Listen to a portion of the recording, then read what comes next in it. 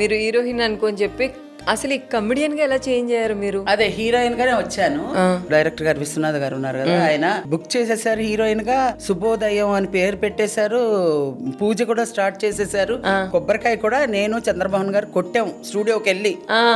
ఆ తర్వాత ఏమైంది, మన ఫాదర్ గారు ఇక్కడ చచ్చిపోయారు.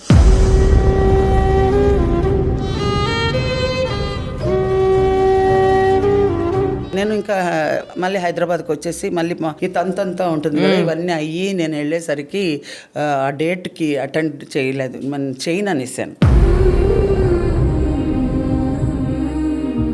అవకాశం వచ్చింది, అలాగా వచ్చింది, అలా పోయింది.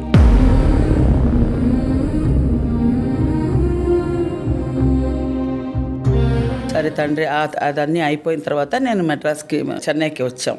చెన్నైకి వచ్చిన తర్వాత ఇంకా ఆ హీరోయిన్ ఛాన్స్ పోయింది. ఇంకా చెన్నైలో మీరు ట్రై చేసినా కూడా ఇంకా అది టైం వేస్ట్ వచ్చినప్పుడే, ముద్దొచ్చినప్పుడే చంకెక్కాలి. అది ఎక్కడ కుదరకపోతే ఇంకా మళ్ళీ అదృష్టం ఎప్పుడు వస్తుందో మనకు తెలియలేదు కదా.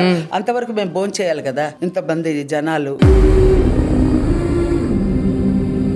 ఏం చేయాలి? సో ఒక పక్కనేమో చాలా ఇబ్బంది ఉంది. అవును, మీరు అనుకున్న గోల్ కి రీచ్ అవ్వాలి అంటే ఇక్కడ అన్నం దొరకదు. మీ ఇంట్లో ఇబ్బందుల వల్ల మీ ఆశల్ని చంపేసుకున్నారు. ఇంకా నేను మా నాన్నగారు చచ్చిపోయినప్పుడే నా ఆశలు చచ్చిపోయింది.